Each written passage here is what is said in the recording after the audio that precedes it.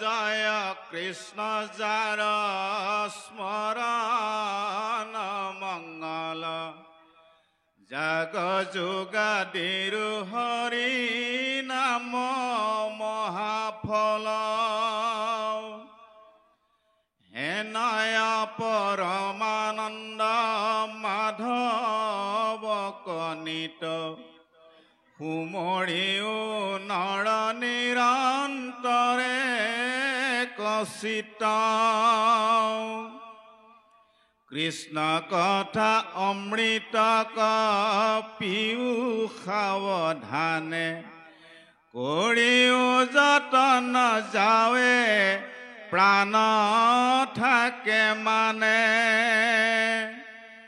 ঘোৰ কলি যুগে মলমতি মনুষ্যৰ নাহি আন ধৰ্ম হৰি কীৰ্তন তপৰ শৰীৰত আছে কলি কৃত যত দোষ গুচুক প্ৰথমে কৰা হৰি হৰি ঘোষ কৃষ্ণৰ চৰণে কৰি অশেষ প্ৰণতি অচ্যুতৰ কিংকৰ শংকৰ নিগদতি দ্বিতীয় স্কন্ধৰ কথা শুনি উৎসুকে নৃপতিৰ প্ৰশ্ন পাছে শুনি মুনি শুকে কৃষ্ণ পদ পংকজক হৃদয়ত ধৰি দিলান্ত সিদ্ধান্ত তাংক সাধুৰ বাদ কৰি ধন্য নৰপতি নমতি উত্তম তোমাৰ পুছিলা যিটো কথা সংসাৰতে সাৰ মুখ্য সাধন ইটো জগতৰে হিত লোভিলা মুকুতি যিটো তাহাৰো বাঞ্ছিত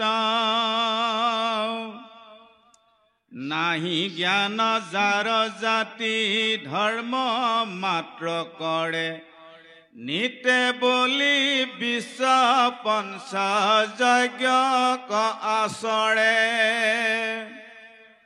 তাহাৰ শ্ৰোতব্য কথা আছে অসংখ্যাত হৰি বিমুখৰ হোৱে ব্যৰ্থে আয়ু পাত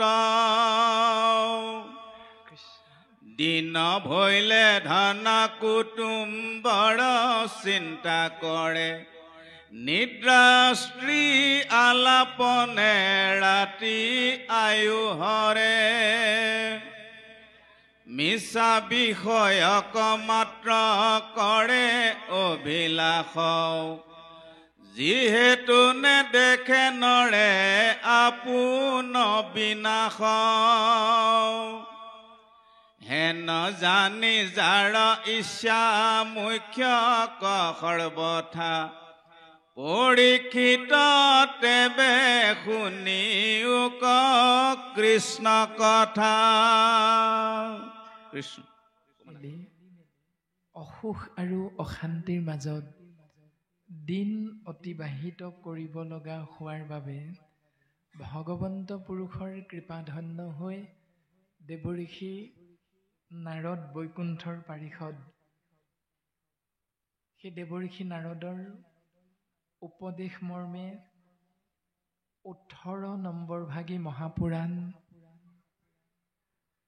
কল্পতৰু মহাভাগৱত শাস্ত্ৰক প্ৰণয়ন কৰিছে আৰু মন শৰীৰ সমস্ত জনাৰে যি অসুখ আৰু অশান্তি এই সমস্তখিনি দূৰ হৈছে বা নিবাৰণ হৈছে যদি শাস্ত্ৰজ্ঞ বেদজ্ঞ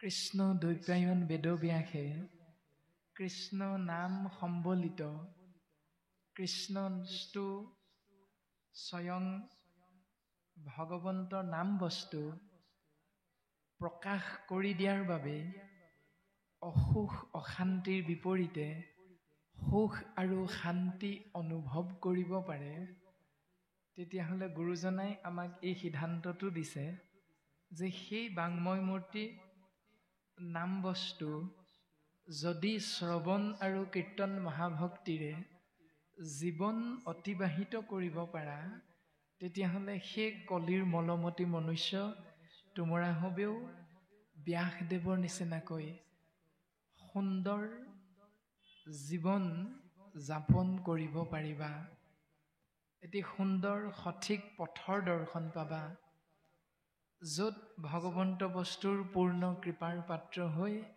এটি জীৱই পৰম গতি লাভ কৰিব পাৰে। দেৱঋষি নাৰদে উপদেশ প্ৰদান কৰিলে, অ মোৰ উপদেশে কৰা ভাগৱত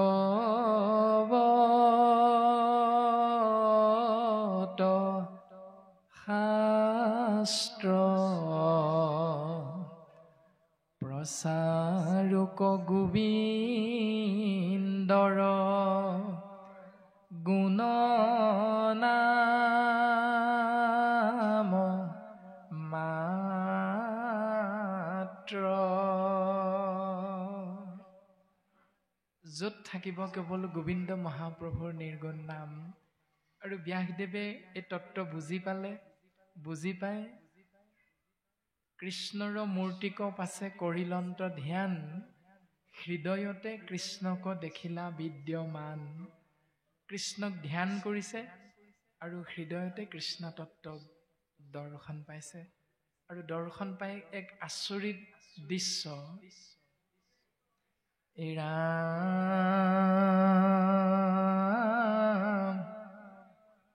বাওঁ পাশে মায়া দক্ষিণত ভক্তি মাও, দেখি ব্যাস ঋষিৰ ৰোমাঞ্চ ভৈল গাৱ। হৃদয়ৰ মাজত কৃষ্ণ তত্ত্ব, বাওঁফালে মায়া, সোঁফালে ভক্তি মাতৃক দৰ্শন পালে, আৰু মায়া ভক্তিৰ কৰ্ম বুজি পালে। অ মায়ায়ে বান্ধন্ত ভক্তি মাতৃ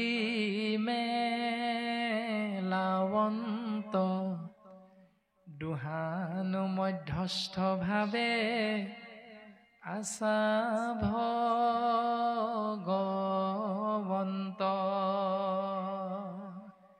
মায়াৰ কৰ্ম হ'ল জীৱবিলাকক এই সংসাৰখনত বান্ধি পেলোৱা কৰ্মমাৰ জ্ঞান মাৰ্গৰ জৰিয়তে, আৰু ভক্তিৰ কৰ্ম হ'ল বন্ধনত থকা জীৱক মুকলি কৰি দিয়া। এই পৰম সত্যটো অনুধাৱন কৰিব পাৰি ব্যাসদেৱে কি কৰিলে, বন্ধৰ মুখৰ সেতু দেখি ব্যাস ঋষি, ভাগৱত শাস্ত্ৰ পাছে কৰিলা ঋষি। বন্ধনৰ পৰা মুক্ত কৰি দিব পৰা একমাত্ৰ শক্তি কেৱল ভক্তি মাতৃৰ। এই পৰম সত্যটো অনুধাৱন কৰিব পাৰি ব্যাসদেৱে 18 নম্বৰ ভাগী মহাপুৰাণ কল্পতৰু শ্ৰীমদ ভাগৱত শাস্ত্ৰ প্ৰণয়ন কৰিলে সমস্ত জীৱৰ মংগলৰ অৰ্থে। আৰু সেই ভাগৱত গুৰুজন বস্তুৱে কলিৰ মলমতি মনুষ্য আমাক প্ৰদান কৰিলে আৰু উপদেশ দিলে, শ্ৰৱণ কীৰ্তন কৰি বৈকুণ্ঠ যায় ধৰ্ম অৰ্থ কাম মোক্ষ সবে আতপায়। কৃষ্ণ নাম শ্ৰৱণ কৰা, কৃষ্ণ নাম কীৰ্তন কৰা, ধৰ্ম অৰ্থ কাম মোক্ষ এই চতুবৰ্গ সেই কলিৰ মলমতি মনুষ্য অনায়াসে সাধন হ'ব। এই সুন্দৰ দৰ্শনটো কৃপালু গুৰুজন বৈষ্ণৱ আমাক প্ৰদান কৰিলে। কিন্তু শ্ৰৱণ কৰিম, কীৰ্তন কৰিম, কিন্তু কেনেকৈ? গুৰুজনাই তাৰ নীতি নিৰ্দেশনা আমাক দিলে। অ শুনা সামাজিক জন মহাভাগৱত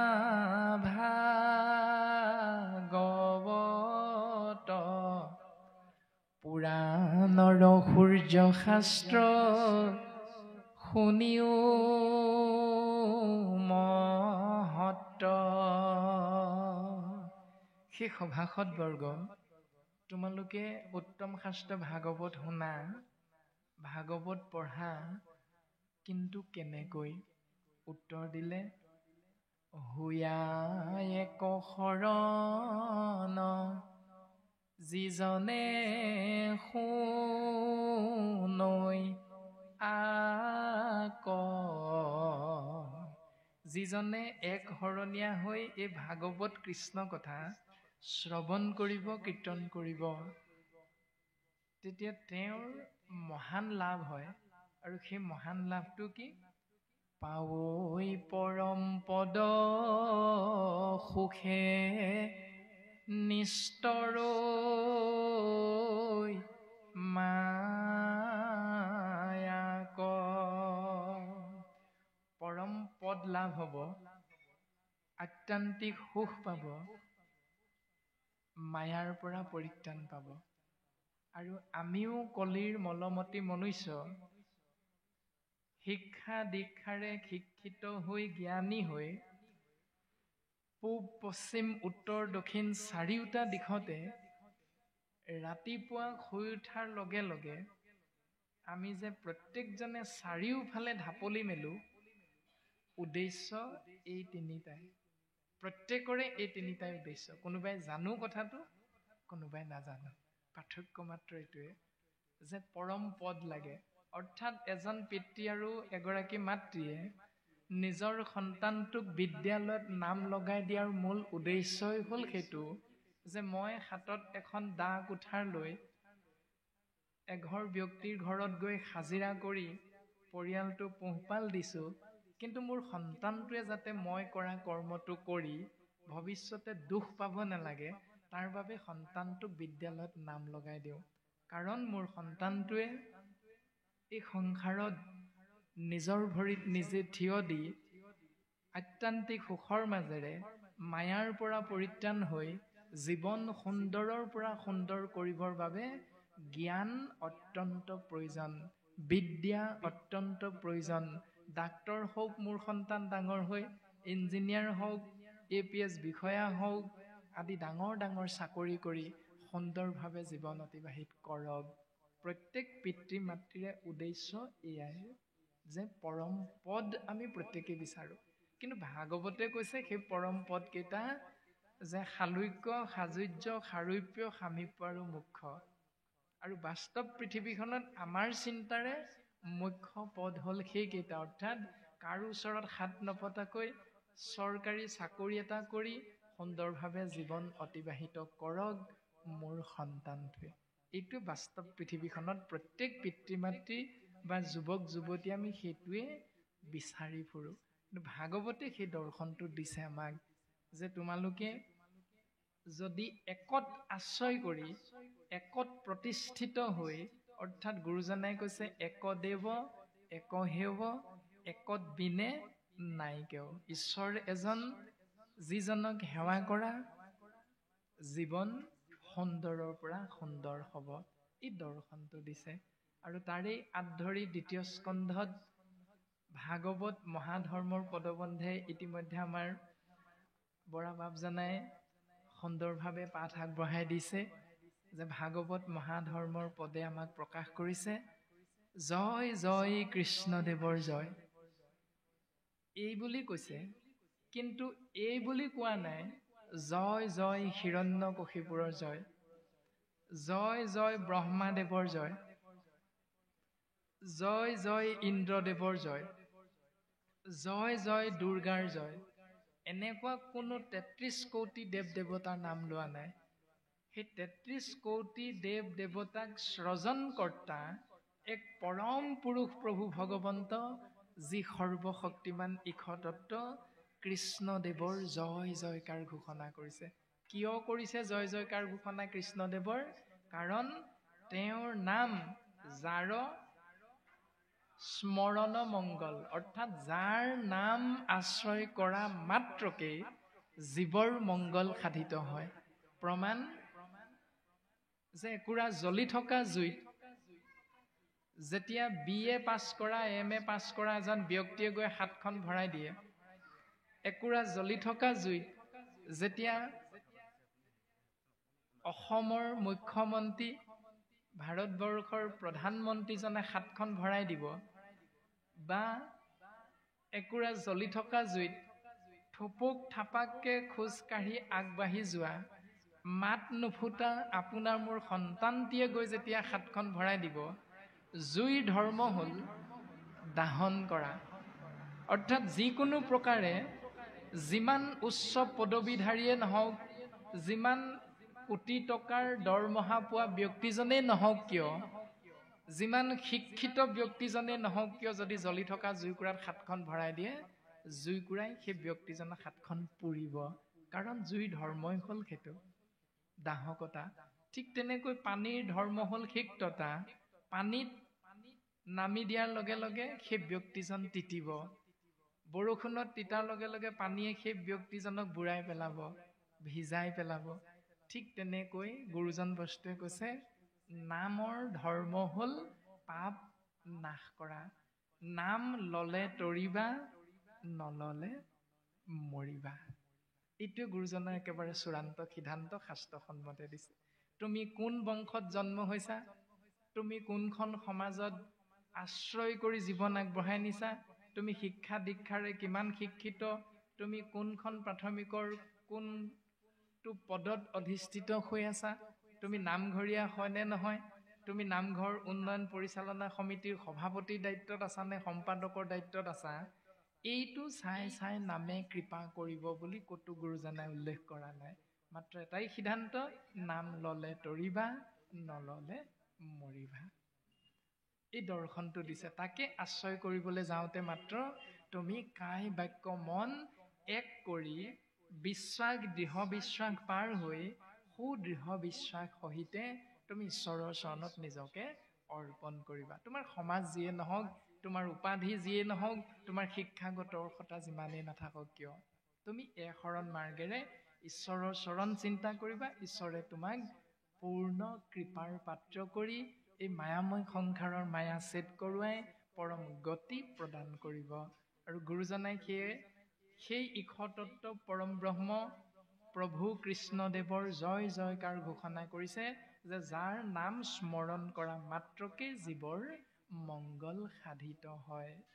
হেনয় পৰমানন্দ মাধৱক নিতে, সেই পৰম আনন্দযুক্ত ঈশ্বৰ কৃষ্ণ মাধৱ, মা মানে লক্ষ্মী, ধৱ মানে স্বামী, ঈশ্বৰ কৃষ্ণ মাধৱৰ চৰণ যদি চিন্তা কৰা, কেনেকৈ সুমৰিও নৰ নিৰন্তৰে এক চিতে, এক চিতে অৰ্থাৎ কায় বাক্য মন এক কৰি সেইজন ঈশ্বৰ কৃষ্ণ প্ৰভু ভগৱন্ত মাধৱৰ নামত শৰণ গ্ৰহণ কৰা, নিজকে অৰ্পণ কৰা। কিমান দিনলৈকে? সিদ্ধান্ত দিছে, কৃষ্ণ কথা অমৃতক পিও সাৱধানে, কৰিও যতন যাৱে প্ৰাণ থাকে মানে। তাৰমানে মই 20 বছৰলৈকে কৃষ্ণ নাম ললো, তাৰ পাছত নলওঁ আৰু হৈ যাব, এনেকুৱা কথা গুৰুজনাই নাই কোৱা। বোলে মই বৰ্তমান পঢ়ি আছো কৃষ্ণ বুলি নকওঁ, মই চাকৰি কৰি আছো কৃষ্ণ বুলি নকওঁ, শৰণ নলওঁ, চাকৰিৰ পৰা অৱসৰ লোৱাৰ পাছতহে মই শৰণ ভজন ভক্তি সদাচাৰ বা নিষ্কাম প্ৰাৰ্থনা 4 নামৰ মাজত সোমাবলৈ চেষ্টা কৰিম। এনেকুৱা কোনো দৰ্শন গুৰুজনাই নাই দিয়া।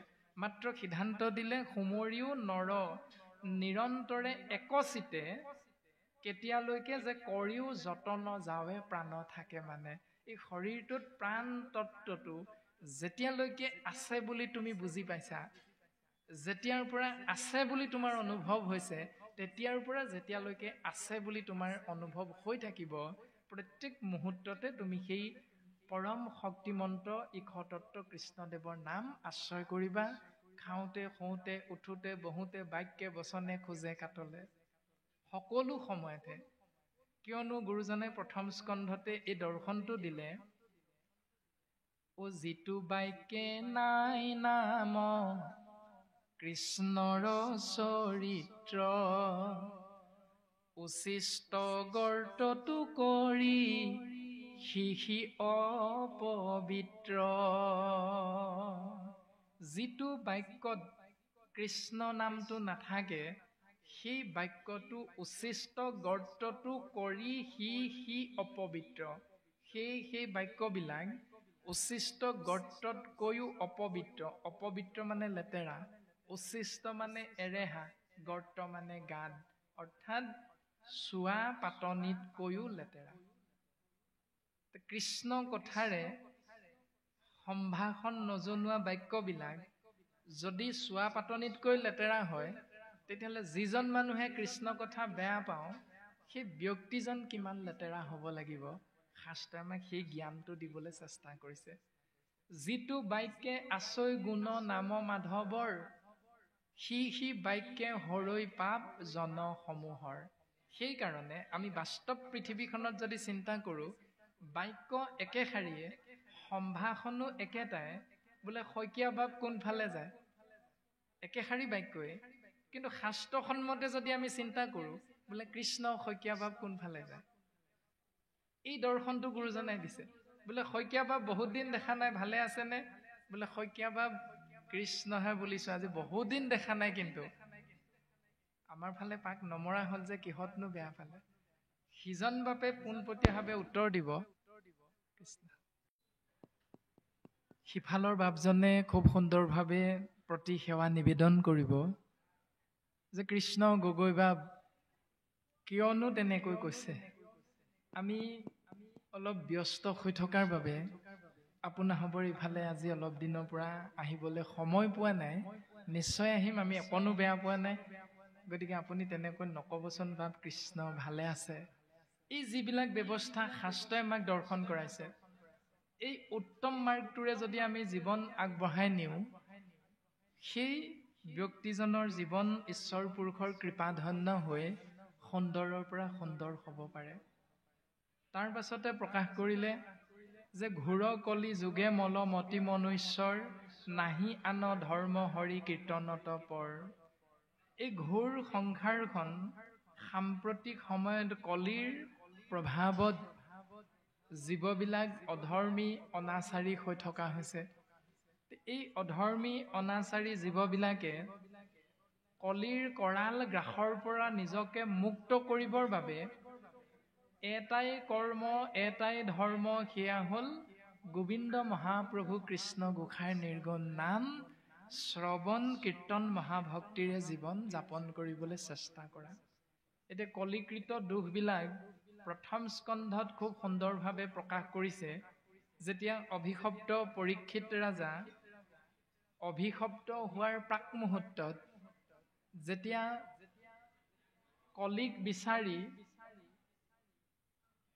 এই সংসাৰখন চলাথ কৰিছিল, তেতিয়া দিগ্বিজয় কৰি ঘূৰি আহি হস্তিনাপুৰত যেতিয়া উপস্থিত হৈছিল, তেতিয়া কলি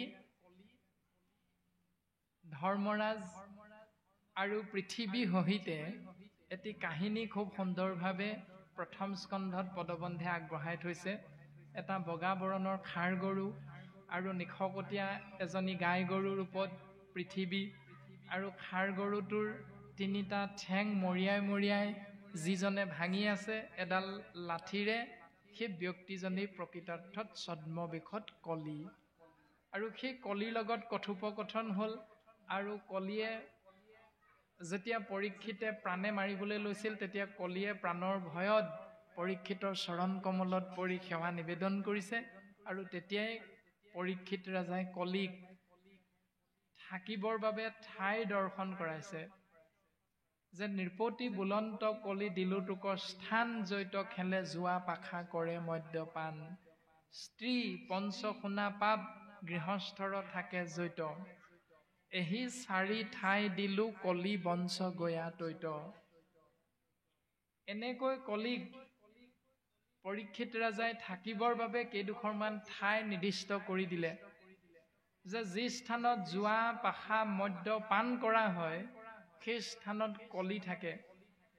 এতিয়া বৰ্তমান দ্বিতীয় স্কন্ধৰ পদবন্ধে ক'লে যে শৰীৰত কলিকৃত যিমানবিলাক দুখ আছে, শৰীৰত আছে কলিকৃত যত দুখ, এই শৰীৰটোত যদি আপুনি আমি প্ৰত্যেকজনা মনুষ্যই মদৰ ৰাগীত ৰাগিয়াল হৈ থাকি ভাল পাওঁ, যোৱা পাখা খেলি ভাল পাওঁ বা সেই স্থানলৈ শৰীৰটোক লৈ গৈ আপোনাৰ মোৰ অতি আনন্দ লাগে ভাল পাওঁ, তেতিয়াহ'লে গুৰুজনাই কৈছে তাৰ পৰা পৰিত্ৰাণ পাবলৈ যিদিনাই তোমালোকে বিচাৰিবা পথ মাত্ৰ এটাই, সেইটো হ'ল ভকতৰ সং কৃষ্ণ নাম।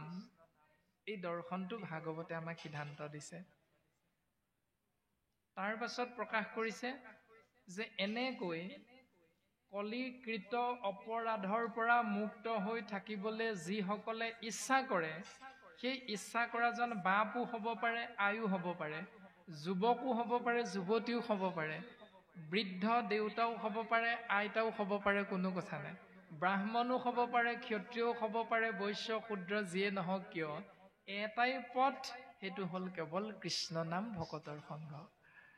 এই দৰ্শনটো গুৰুজনাই দিছে আৰু এই সত্যটো প্ৰকাশ কৰিবৰ বাবে সেইজন সৰ্বশক্তিমান ঈশতত্ত্ব কৃষ্ণদেৱৰ দুখানি অভয় চৰণত হাজাৰবাৰ কোটিবাৰ সেৱা নিবেদন কৰি কৃপালু গুৰুজন বস্তুৱে প্ৰকাশ কৰিছে অচ্যুতৰ কিংকৰ শংকৰ নিগদতি।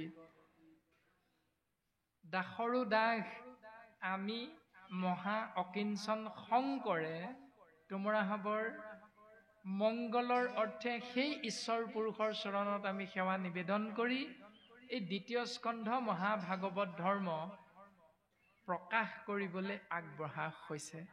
এনেকৈ গুৰুজনাই প্ৰকাশ কৰিছে ও দ্বিতীয় স্কন্ধৰ কথা শুনিও উৎসুকে নৃপতিৰ প্ৰশ্ন পাছে শুনি মুনি সুকে। অভিভাৱপ্ত হোৱাৰ পাছত পৰীক্ষিত ৰাজাই এটা প্ৰশ্ন কৰিছিল মহামানী শুকগুৰুৰ চৰণত।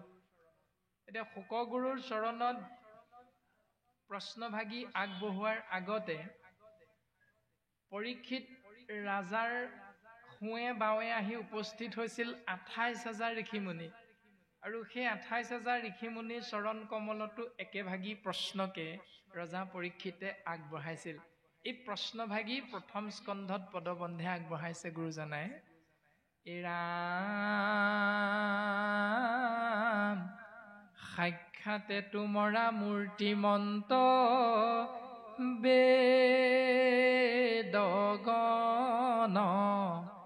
ভৈলাই আখি মূৰ উপকাৰে উপসন। মই জানিছো সেই ত্ৰিকালদৰ্শী ঋষিমুনিসকল, তোমালোক যে আহি মোৰ ওচৰত উপস্থিত হৈছা উদ্দেশ্য এটাই, মই অভিশাপিত বুলি বুজি পালা আৰু মোৰ মংগল কামনা কৰি তোমালোক মোৰ ওচৰলৈ আহিছা। তোমালোকে মোক কোৱাচোন, ই ৰামে তেকে তোমাত পুছো কোন মহাধৰ্ম কহিও কলোকৰ কৰ্তব্য কোন কৰ্ম। মোক তোমালোকে কোৱাচোন, প্ৰকৃততে জীৱৰ মংগলৰ বাবে কৰ্ম কি কৰ্তব্য কি, মহাধৰ্ম কেনেকৈ আশ্ৰয় কৰিলে জীৱৰ প্ৰকৃতাৰ্থত মংগল সাধন হয়, মোক বুজাই দিয়া। এই ৰামে কেনমতে শুৱে সৰ্ব পাপত উদ্ধাৰ, কোন কৰ্মে পাৱৈ লোক সংসাৰৰ পাৰ। কি কৰ্ম কৰিলে পাপৰ পৰা উদ্ধাৰ পাব পাৰে জীৱ, কি কৰ্ম কৰিলে জীৱই এই সংসাৰ বৈতৰণি পাৰ হৈ যাব পাৰে সুন্দৰভাৱে।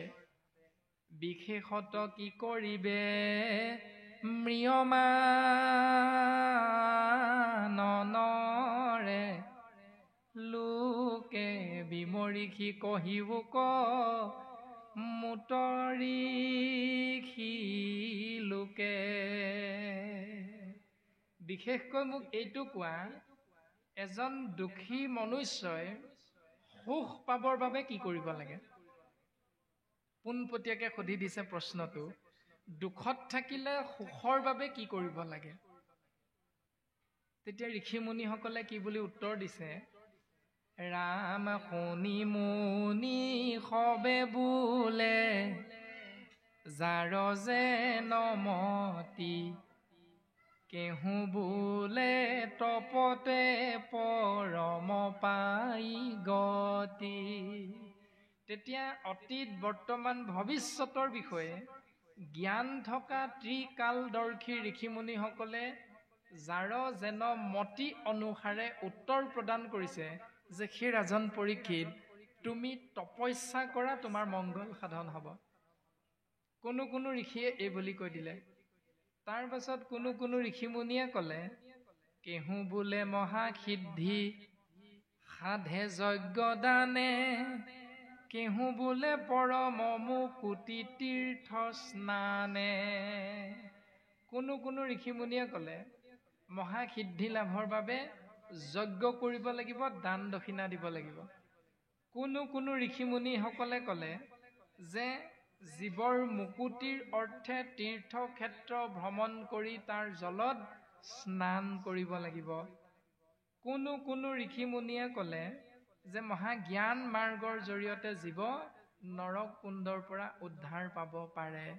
এনেকৈ সবে সন্তে কহে আপোনাৰ নানা মত, হেন শুনি ষষ্ঠ নোহে ৰাজাৰ মনত। যিমান ঋষিমুনিয়ে যিয়ে নকওক কিয়, ৰজা পৰীক্ষিতৰ এটাও পচন্দ নহল। এতিয়া সেই কথাটো আপুনি আমি প্ৰত্যেকজনে চিন্তা কৰিব লাগিব যে পৰীক্ষিত এনে এজন মহাজ্ঞানী ৰজা, যিজনে মাতৃ উত্তৰাৰ গৰ্ভত থাকোঁতেই, অৰ্থাৎ মাতৃ গৰ্ভত থাকোঁতেই শংখ চক্ৰ গদা পদ্মধাৰী ভগৱন্ত বিষ্ণুৰ চতুৰ্ভুজ ৰূপটো মাতৃ গৰ্ভতে দৰ্শন পাই আহিছে। এনেকুৱা পৰম বৈষ্ণৱ, যিজনৰ প্ৰথম নামটো হ'ল বিষ্ণুৰাদ, যে গৰ্ভতে বিষ্ণুক দৰ্শন পাইছিল, সেইকাৰণে তেওঁৰ নামটো হ'ল বিষ্ণুৰাদ। এতিয়া আমি কোনোবাই ক'ব পাৰিমনে যে আমি মাতৃ গৰ্ভতে ঈশ্বৰক দেখি আহিছোঁ বুলি? কোনেও ক'ব নোৱাৰো। তাৰমানে পৰীক্ষিততকে আমি কোনো গুণে জ্ঞানী নহয়, ব্যাসদেৱতকে আমি কোনো গুণে জ্ঞানী হ'ব নোৱাৰো। সেইকাৰণে ব্যাসদেৱ আৰু পৰীক্ষিতে যেতিয়া এই যাগ যজ্ঞ পূজা পাতল দান দক্ষিণা তীৰ্থ স্নান তপস্যা আদিবিলাক মাৰ্গক জীৱৰ মংগলৰ মূল বিষয়বস্তু বুলি আশ্ৰয় কৰা নাই, তেতিয়াহ'লে আমি কলিৰ মলমতী মনুষ্যই কলিৰ কৰাল গ্ৰাসৰ পৰা পৰিত্ৰাণ পাবলৈ সেইকেইটা বাদ, সেইকেইটা পথ আমি আশ্ৰয় কৰিব লাগে নে নালাগে, সেইটো আমি প্ৰত্যেকে নিজে নিজে চিন্তা কৰিলে উত্তৰটো পাই যাম। তাৰ পাছত পৰীক্ষিতে কি কৰিলে? সৌভাগ্যবশত তেওঁৰ সন্মুখত দৰ্শন পালে ৬০,০০০ ঋষিমুনিৰ ভিতৰত শ্ৰেষ্ঠ ব্যাসদেৱৰ সুযোগ্য সন্তান শুকদেৱৰ কৃপাধন্য হ'ল। আৰু শুকদেৱৰ আগমন হোৱাৰ লগে লগে পৰীক্ষিতে সেই একেভাগী প্ৰশ্নকে শুকদেৱৰ চৰণ কমলত অৰ্পণ কৰি দিলে। সেই মহামানী শুকগুৰু এৰা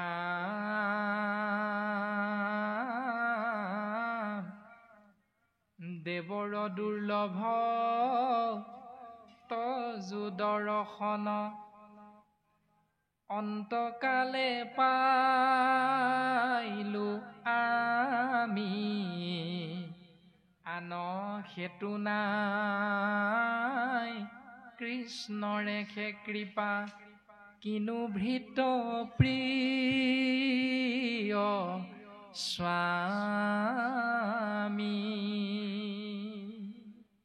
সেই শুকগুৰু দেৱতায়ো যাক বিচাৰি ফুৰিলে দৰ্শন নাপায়, এনেহেন মহান ঋষি সেই শুকদেৱ মোৰ মৰিবলৈ মাত্ৰ মাজত 7 দিন সময় আছে, গতিকে মই যে তোমাক দৰ্শন পালো এই অন্তকালৰ, গতিকে ঈশ্বৰে মোক কৃপা কৰিলে, আন হেতু নাই, অন্য কোনো কাৰণ নাই, হেতু মানে কাৰণ কৃষ্ণৰেখে কৃপা, এইটো পৰম পুৰুষ প্ৰভু ভগৱন্ত ঈশ্বৰৰ কৃপা কিনো ভৃত্য প্ৰিয় স্বামী। চোৱাচোন, গৰাকী কৃষ্ণ তত্ত্ব আমি দাসৰ প্ৰতি কিমান কৃপা কৰিছে। পৰীক্ষিত ৰাজাই শুকগুৰু চৰণ কমলত এই বুলি সেৱাভাগী নিবেদন কৰিলে, আন হেতু নাই, আন একো কাৰণ নাই, কেৱল আমাৰ স্বামী কৃষ্ণদেৱৰ কৃপাৰ বশতহে আমি আজি তোমাক দৰ্শন পাইছো। ও তোমাৰ চৰণে মৰণ সময়ে পচুহু প্ৰভু সাম্প্ৰত, ম্ৰিয়মাননৰে সদায়ে কি কৰ্ম কৰিবে ইটো লোকত। এটি দুখী জীৱই এই সংসাৰত প্ৰকৃততে কি কৰ্ম কৰাটো উচিত, তুমি মোক বুজাই দিয়া গুৰুদেৱ, তুমি মোক জ্ঞান দিয়া। কেৱল পৰীক্ষিতৰহে দুখ আহিছে নি? এই সংসাৰখনত আমি প্ৰত্যেকজন শৰীৰধাৰী মনুষ্যৰে দুখ হয়। যোগ হলে সুখ, বিয়োগ হলে দুখ। যোগ মানে আপুনি মই অকলশৰীয়া এটা জীৱন অতিবাহিত কৰিছিলোঁ, এদিন এগৰাকী কন্যাৰ লগত বিবাহ পাশত আবদ্ধ হলো, অৰ্থাৎ অকলশৰীয়া এটা জীৱন, দুটা জীৱনৰ লগত আমাৰ যোগ হল, 1ৰ পৰা 2 হল, যোগ হল আনন্দ। তাৰ পাছত সংসাৰলৈ এটি সন্তান আহিল 3, যোগ হল আনন্দ। সন্তানটোৱে মেট্ৰিক পাছ কৰিলে, সুখ্যাতিৰে এটি চাকৰি পালে, আকৌ আনন্দ। সন্তানটিয়ে পুনৰ এগৰাকী বোৱাৰী আনিলে, আকৌ যোগ হল, সেইকাৰণে আনন্দ। তাৰ পাছত তেওঁলোকৰ গৰ্ভত এটি নাতিৰ মুখ দেখিলো, আকৌ আনন্দ, মানে যোগ হৈ হৈ গৈ আছে। এদিন হঠাৎ পিতৃৰ বিয়োগ হল, আপোনাৰ মোৰ দুখ হল। 6 মাহ মানৰ পাছত, এবছৰ নৌযাওঁতে আকৌ মাতৃৰ বিয়োগ হল, আকৌ দুখ হল। তাৰ পাছত হঠাৎ দুৰ্ঘটনাগ্ৰস্ত হৈ পিতৃ মাতৃ থাকোঁতে সন্তানটোৰ মৃত্যু হৈ গল, আকৌ বুজাব নোৱাৰা এক দুখ হল। যোগ হলে সুখ, বিয়োগ হলে দুখ, এইখনেই হল মনুষ্য সংসাৰ। এতিয়া পৰীক্ষিতৰো সেইটো হৈছে, আমাৰো সেইটো হয়। পৰীক্ষিতে সুধিছে ম্ৰিয়মান নৰে কি কৰাটো উচিত, আৰু পৰীক্ষিত বুলি আমি প্ৰত্যেকে নিজকে ভাবি যদি লওঁ, তেতিয়াহ'লে আমাৰ প্ৰতি গুৰুজনাই সেই উপদেশ প্ৰদান কৰিছে যে দুখৰ সময়ত আমি কি কৰাটো উচিত। এইটো পৰীক্ষিতৰ প্ৰশ্ন নহয়, এইটো আমাৰ প্ৰত্যেকজন শৰীৰধাৰী মনুষ্যৰ প্ৰশ্ন ভাগৱতৰ সন্মুখত, যে ম্ৰিয়মান নৰে মনুষ্যই কি কৰাটো উচিত। ৰাম কাহাক শুনিবে, কাহাক জপিবে, কাহাক স্মৰিবে নৰে, ভজিবা কযোগ্য কোননো দেৱতা, কহিও মোক সত্তৰে। কাৰ কথা শুনিব লাগে, কাৰ কথা চিন্তা কৰিব লাগে, আৰু ভাবি থাকিব লগা কোনজন সৰ্বশক্তিমান ঈশতত্ত্ব, নামটো আমাক চিনাকি কৰি দিয়া। শ্ৰৱণ কীৰ্তন স্মৰণক যোগ্য নুহি যত যত কথা, তুমি সি পৰম শোক মহামুনি, কহিও মোক সৰ্বথা। তুমি মোক সকলো কথা ভাঙি পাতি বিৱৰি কোৱা। এই বুলি যেতিয়া শুকগুৰুৰ চৰণ কমলত পৰীক্ষিত ৰজাই প্ৰশ্নটো আগবঢ়াই দিলে, তেতিয়া প্ৰথম স্কন্ধতে ইয়াৰ সুন্দৰ উত্তৰ প্ৰদান কৰিছে, কিন্তু উত্তৰটো আমি আজি একেবাৰে শেষলৈ যামগৈ। কিন্তু এই মুহূৰ্তত পদবন্ধে প্ৰকাশ কৰিছিল যে নৃপতিৰ প্ৰশ্ন পাছে শুনি মুনি শুকে। ৰজা পৰীক্ষিতৰ প্ৰশ্নটো শুনি শুকগুৰুৱে কি কৰিলে? প্ৰশ্নটো হ'ল এইটো যে কাৰ কথা চিন্তা কৰিলে জীৱৰ মংগলৰ উপৰি মংগল সাধিত হ'ব। তেতিয়া শুকগুৰুৱে ৰজা পৰীক্ষিতৰ ফালে চাই কি কৰিছে? কৃষ্ণ পদ পংকজক হৃদয়ত ধৰি দিলন্ত সিদ্ধান্ত তাংক সাধুৰ বাদ কৰি। শুকগুৰুৱে এই বুলি কোৱা নাই যে হে ৰাজন পৰীক্ষিত, তুমি এই সৰু কথাটো নাজানানে? তুমিতো গৰ্ভতে ঈশ্বৰক দৰ্শন পাই আহিছা, গতিকে তুমি এই কথাটোনো বাৰু মোক সুধিব লাগেনে? এনেকে শুকগুৰুৱে পৰীক্ষিত ৰাজাক ককৰ্থনা কৰা নাই, ইটিকিং কৰা নাই। তাৰমানে গুৰু শিষ্যৰ যিটো ভাৱনা, গুৰুৰ যিটো সৎ চৰিত্ৰ, সেই চৰিত্ৰটো ভাগৱতৰ পদে কৃপালু শংকৰ গুৰুজনে আমি কলিৰ মলমতি মনুষ্যৰূপী প্ৰপন্ন শিষ্যক দৰ্শন কৰাইছে। সেই শিষ্যসকল, সেই সুধীবৃন্দ, তোমালোকে যদি এক শৰণীয়া হোৱা তেতিয়াহ'লে তোমালোকৰ চৰিত্ৰ, তোমালোকৰ ভাৱনা, তোমালোকৰ ভাষা কেনেকুৱা হোৱা উচিত, এই দৰ্শনটো আমাক বুজাব বিচাৰিছে। যে দিলন্ত সিদ্ধান্ত তাংক সাধুৰ বাদ কৰি, সেই ৰাজন পৰীক্ষিত, তুমি প্ৰকৃততে এজন মহান সাধু। ধন্য নৰপতি মতি উত্তম তোমাৰ, পুছিলাহা যিটো কথা সংসাৰতে সাৰ। তুমি ধন্য ৰাজন, তুমি ধন্য। তুমি যদি এজন প্ৰকৃতপক্ষে সাধু নহলাহেঁতেন, তোমাৰ মুখ পদ্মখনতে এনে উত্তম প্ৰশ্ন, যি জগতৰ সমস্ত জীৱৰ কল্যাণ হয়, সেই সুন্দৰ উত্তম প্ৰশ্নভাগী তোমাৰ মুখ পদ্মখনতে উচ্চাৰিত নহলহেঁতেন ৰাজন। তুমি ধন্য, তুমি মহাসাধু। এই বুলি গুৰু শুকদেৱে ৰজা পৰীক্ষিত ৰূপী শিষ্যজনক প্ৰশংসা কৰিছে পৰম সাধু বুলি। কিন্তু আমাক যদি কোনোবাই প্ৰশ্ন সোধে আমি তেনেকৈ কওঁনে? আমিতো কোনো তেনেকৈ নকওঁ, আমি প্ৰায় ইটিকিং কৰিহে কওঁ। শৰণ ললা নাই বোলে, ললো, সেইজনে শৰণ লৈও এই কথাটোকে নাজানে। 10জন মানুহৰ আগত আমি কৈ থাকিমগৈ সেই কথাটো। তাৰমানে আমাৰ চৰিত্ৰ আৰু এজন গুৰুৰ চৰিত্ৰ আৰু এজন শিষ্যৰ মাজত সম্পৰ্ক কেনেকুৱা হলে এনে সুন্দৰ ভাৱনাৰ আদান প্ৰদান হ'ব পাৰে, এই দৰ্শনটো আমাৰ চৰিত্ৰ গঠনত গুৰুজনে এই কথাটো প্ৰকাশ কৰিছে। তাৰ পাছত এৰা মুখৰো সাধন ইটো জগতৰে শীত, লভিলা মুকুতি যিটো তাহাৰো বাঞ্ছিত। যিজনে মুক্তি লাভ কৰিলে, প্ৰকৃততে তেওঁৰ বাবে বেলেগ আৰু একো প্ৰয়োজনেই নাই। কিন্তু গুৰুজনে কৈছে মুক্তি পালেও তেওঁ মুক্তি পোৱাৰ পাছত কি কৰিব? কেৱল ঈশ্বৰৰ নামহে আশ্ৰয় কৰিব।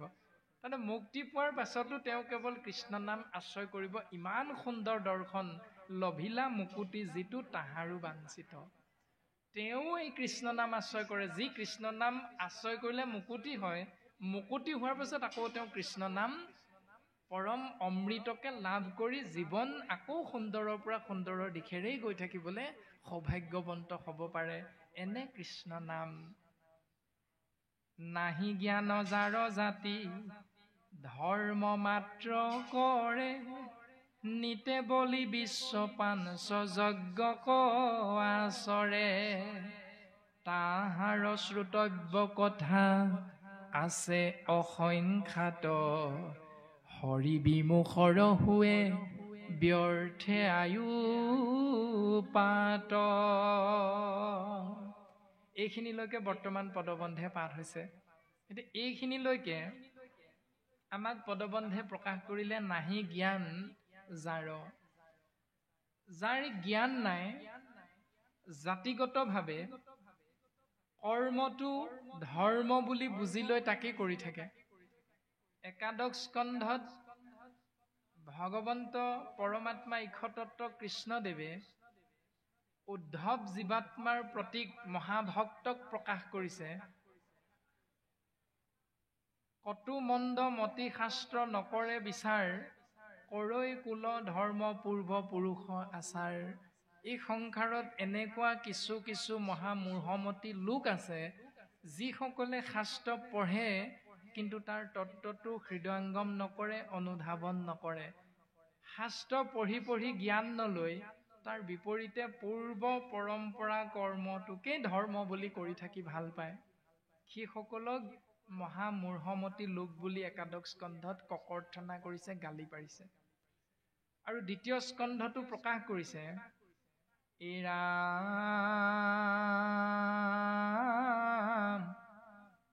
দেৱ ঋষি ভূত পিতৃ কুটুম্ব জনৰ উপজিলে তা সম্বাৰ ঋণী হুৱে নৰ।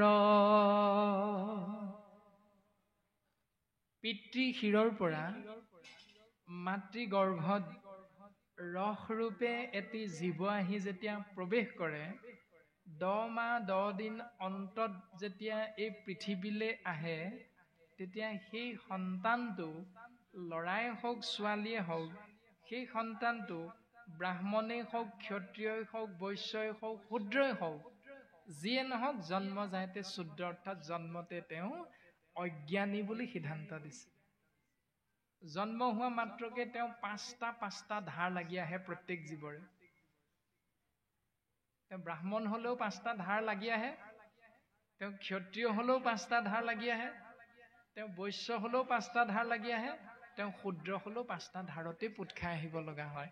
এতিয়া সেই 5টা ধাৰেই হ'ল দেৱঋণ, ঋষিঋণ, ভূতঋণ, পিতৃঋণ, পুষ্যঋণ। এতিয়া এই 5টা ঋণৰ পৰা মুক্ত হবলৈ যিকেইটা কৰ্ম কৰোঁ আমি নিতে নিতে, সেই কৰ্মকেইটাকে পাঞ্চযজ্ঞ বুলি ঘোষণা কৰা হৈছে। ৰাম হোমে দেৱঋণ খোজে তৰ্পণে ঋষিৰ বলিদানে ভূত শ্ৰাদ্ধ আদিয়ে পিতৃৰ সমভাৱে সুহৃদ জনৰ খোজে ঋণ এহি ভাৱে ঋণী সদা ভকতি বিহীন। এই কথাকেইটা গুৰুজনে আমাক সিদ্ধান্ত দিছে যে 5টা ধাৰৰ পৰা মুক্ত হৈ থাকিবলৈ আমি প্ৰত্যেকজন শৰীৰধাৰী মনুষ্যই 5টা যজ্ঞ কৰোঁ সময়ে সময়ে। হোম যজ্ঞ কৰি আমাৰ কন্যা সন্তান বা দৰা এই বিবাহ কাৰ্যবিলাক আমি সম্পন্ন কৰোঁ হোম যজ্ঞৰ জৰিয়তে। তাৰ পাছতে পিতৃ মাতৃৰ অস্থি নি আমি গংগা যমুনা কাশী আদি জলত গৈ আমি তৰ্পণ কৰি আহোঁ, অস্থি উটুৱাই থৈ আহোঁ। এনেকৈ হোমে দেৱ ঋণৰ পৰা মুক্ত হ'ব পাৰে হোম যজ্ঞৰ জৰিয়তে, তৰ্পণৰ দ্বাৰা ঋষি ঋণৰ পৰা মুক্ত হ'ব পাৰে। তাৰ পাছত বলি ভূতৰ ঋণৰ পৰা মুক্ত হ'ব পাৰে। তাৰ পাছত শ্ৰাদ্ধ পিণ্ডৰ জৰিয়তে পিতৃ মাতৃৰ ঋণৰ পৰা মুক্ত হ'ব পাৰে। আৰু সত্য শৌচ ক্ষমা দয়া ভাতৃত্ববোধ প্ৰেম মিলা প্ৰীতিৰ ভাৱেৰে আমি যেতিয়া গৃহস্থী ধৰ্ম পৰিয়াল কেন্দ্ৰিক ককাই ভাই বংশ পৰিয়াল এনেকৈ বসবাস কৰি থাকিম সমাজ পাতি, তাত সেই ভাৱনাবিলাকৰ জৰিয়তে আমি সেই ব্যৱস্থাটোৰ পৰা মুক্ত হ'ব পাৰোঁ। এনেকৈ 5টা ধাৰৰ পৰা মুক্ত হ'বলৈ 5টা কৰ্ম নিতৌ কৰি থাকিলেও গুৰুজনাই সিদ্ধান্ত দিলে এহি ভাৱে ঋণী সদা ভকতি বিহীন। যিসকল ভক্তিবিহীন তেওঁলোকে 5টা যজ্ঞ বছৰেকৰ মূৰত, 6 মাহৰ মূৰত, এমাহৰ মূৰত, মাহে মাহে কৰি থাকিলেও যদি তেওঁলোক প্ৰকৃতপক্ষে গুৰুজনাৰ শাস্ত্ৰসন্মত সিদ্ধান্ত মৰ্মে ভক্তিৰ পথৰ পৰা আঁতৰি আহে, তেতিয়াহ'লে তেওঁলোকে সদায় সেই ধাৰতেই ঋণী হৈ থাকিব লগা হয়, ধাৰতে পোট খাই থাকিব লগা হয়, তেওঁলোকে মুক্ত হ'ব নোৱাৰে। গুৰুজনাই মুক্ত হোৱাৰ উপায়টো দিলে, সুন্দৰ দৰ্শন। ৰাম কায় বাক্য মন কৰি নিশ্চয়ে যিজন মুকুন্দৰ চৰণত পখিল শৰণ। কায়ৰ দ্বাৰা এক ঈশ্বৰ কৃষ্ণদেৱৰ চৰণত শৰণ লোৱা, বাক্যৰ দ্বাৰা এক ঈশ্বৰ কৃষ্ণদেৱৰ চৰণত শৰণ লোৱা, মনৰ দ্বাৰা এক ঈশ্বৰ কৃষ্ণদেৱৰ চৰণত শৰণ লোৱা। কেইবাৰ শপত খাইছো? 12 বাৰ শপত খাইছো। কেনেকৈ শপত খাইছো? 12 বাৰ দণ্ডৱতে পৰি গুৰু এখনলৈ চাই চাই শপত খাইছিলো। দণ্ডৱতে, দণ্ড মানে লাঠি, ওতে মানে পৰি থকা। এডাল লাঠি যেনেকৈ এজন ব্যক্তিয়ে হাতেৰে দাঙি এঠাইৰ পৰা অন্য ঠাইলৈ নিনিয়ালৈকে লাঠিডাল একে ঠাইতে পৰি থাকে, লৰচৰ কৰিব নোৱাৰে, তদনুৰূপ আমি 12 বাৰ শপত খাইছিলো, স্বামী ৰাম নেৰু আৰ চৰণ তোমাৰ। সেই ৰাম, সেই কৃষ্ণ, সেই হৰি, সেই বিষ্ণু, যি জগত প্ৰসিদ্ধ নামৰ গৰাকী, তোমাৰ চৰণত আমি 12 বাৰ শপত খাইছো। প্ৰভু, তুমি যদি আমাক কৃপা নকৰা তেতিয়াহ'লে আমি এই সংসাৰৰ পৰা পৰিত্ৰাণ পাব নোৱাৰিম। প্ৰভু, তুমি আমাক কৃপা বৰ্ষণ কৰা। কৃষ্ণ প্ৰভু, এই প্ৰশ্নভাগ আহিছে যে পঞ্চৰ ঋণৰ পৰা মুক্তি পাবৰ কাৰণে আমি কি কৰিব লাগে, সেইটোকে বাপ সমস্তক অকণমান দাঙি ধৰকচোন। তাকেইতো কৈ থকা হৈছে কৃষ্ণ। তাকে কৈ আছে কৃষ্ণ, আমি বাপজনাৰ চৰণ কমলৰ জৰিয়তে সবাৰো চৰণত সেৱা নিবেদন কৰা হৈছে। উপায়টো দি আছে বৰ্তমান যে কায় বাক্য মনে মুকুন্দৰ চৰণত পখিল শৰণ। মুকুন্দ, মু মানে মুক্তি, কুণ্ড মানে গাত। এই সংসাৰ গৰ্তৰ পৰা যিজনে মুকলি কৰি দিব পাৰে সেইজন কৃষ্ণদেৱৰ অনন্ত কোটি নামৰ এটা নাম হ'ল মুকুন্দ। গতিকে ভৱ সংসাৰৰূপী গাতটোৰ পৰা পৰিত্ৰাণ দিব পৰা একমাত্ৰ ঈশ্বৰ কৃষ্ণদেৱৰ চৰণত নাম তত্ত্বত কায়েৰে মানে শৰীৰেৰে, বাক্যৰে, মনেৰে যদি সুদৃঢ় বিশ্বাসে শৰণ গ্ৰহণ কৰে তেতিয়াহ'লে তাৰ ঋণ খোজা সবে গৈল সমস্তৰ নকৰি উৰিণী আৰ নুহি সিটো নৰ। তেওঁ বাকী পঞ্চযজ্ঞ এটাও নকৰাকৈ তেওঁ সুন্দৰভাৱে মুকুতি লাভ কৰিব পাৰে, কাৰণ তেওঁ ভক্তি আশ্ৰয় কৰিলে। এতিয়া সেই দৰ্শনটোকে গুৰুজনাই কৈ আছে। আমি যে কৰি থাকো ছমাহত ছমহীয়া, আমি যে কৰি থাকো বছৰেকৰ মূৰত বছৰেকীয়া, আমি যে কৰি থাকো গাড়ী দুখন থকাৰ বাবে বিশ্বকৰ্মা পূজা, আমি যে কৰি থাকো শিৱৰাত্ৰি পূজা, আমি যে কৰি থাকো সৰস্বতী পূজা, আমি যে কৰি থাকো দুৰ্গা পূজা, আমি যে কৰি থাকো আই সকাম, এটাও নকৰাকৈ সেই ব্যক্তিজন মুক্ত হৈ থাকিব পাৰে ধাৰৰ পৰা। কেনেকৈ? যদিহে তেওঁ প্ৰত্যেক দিনা পুৱা গধূলি গুৰু সেৱা কৰি থাকে। এই দৰ্শনটো ভক্তি মাৰ্গত কৃপালু গুৰুজন বস্তুৱে সিদ্ধান্ত দিছে। তেওঁ কোনোদিন ধাৰত থাকিব লগা নহয়। সেইটোকে বৰ্তমান জীৱই পঞ্চযজ্ঞৰ পৰা মুক্তি হোৱাৰ দৰ্শনটো দিলে যে প্ৰত্যেক দিনাই তুমি গুৰু সেৱা কৰা। আৰু এইটোকে কোৱা হৈছে মায়া তৰণৰ উপায়। মায়া কি বুলি প্ৰশ্ন যদি হয় তেতিয়া দ্বিতীয় স্কন্ধতে অকণমান পাছত পদবন্ধে কৈছে, ব্ৰহ্মাদেৱে ভগৱন্ত পুৰুষ কৃষ্ণদেৱক সুধিছিল পদ্মকল্পতে যে সেই প্ৰভু তোমাৰ মায়াৰ বিষয়ে অকণমান মোক জ্ঞান দিয়াচোন। তেতিয়া ভগৱন্ত পুৰুষে সিদ্ধান্ত দিছিল ব্ৰহ্মাদেৱক, অবস্তুক দেখাবয় বস্তু কৱাবৰি এহিটো মুহুৰ মায়া জানা নিষ্ট কৰি। এতিয়া আমি প্ৰত্যেকেই আমাৰ এই শৰীৰটো দেখি থাকো। শৰীৰটো পঞ্চভূতেৰে নিৰ্মিত। পঞ্চভূত কি কি? ক্ষিতি, অপ, মৰুত, ব্যোম, তেজ। সহজ অৰ্থত মাটি, পানী, বায়ু, অগ্নি, আকাশ। এই পঞ্চভূত সৃষ্টি কোনে কৰিলে? যিজনে কৰিলে সেইজনৰ নামটো হ'ল ভগৱান। আমি সকলোৱে ভগৱান বুলি কওঁ। কোনোবাই কৃষ্ণ বুলি কয়, কোনোবাই হৰি বুলি কয়, বিষ্ণু বুলি কয়, ৰাম বুলি কয়, সেইটো নিজৰ নিজৰ চিন্তাৰে কয়। কিন্তু সেই শক্তিটোৰ নাম আমি প্ৰত্যেকেই একেলগে উচ্চাৰণ কৰিলে এটাই কওঁ, ভগৱান। এতিয়া ভ মানে কি? ভূমি, অৰ্থাৎ মাটি বা পৃথিৱী। গ মানে কি? গগন অৰ্থাৎ আকাশ। ও মানে কি? বায়ু। আ মানে কি? অগ্নি। ন মানে কি?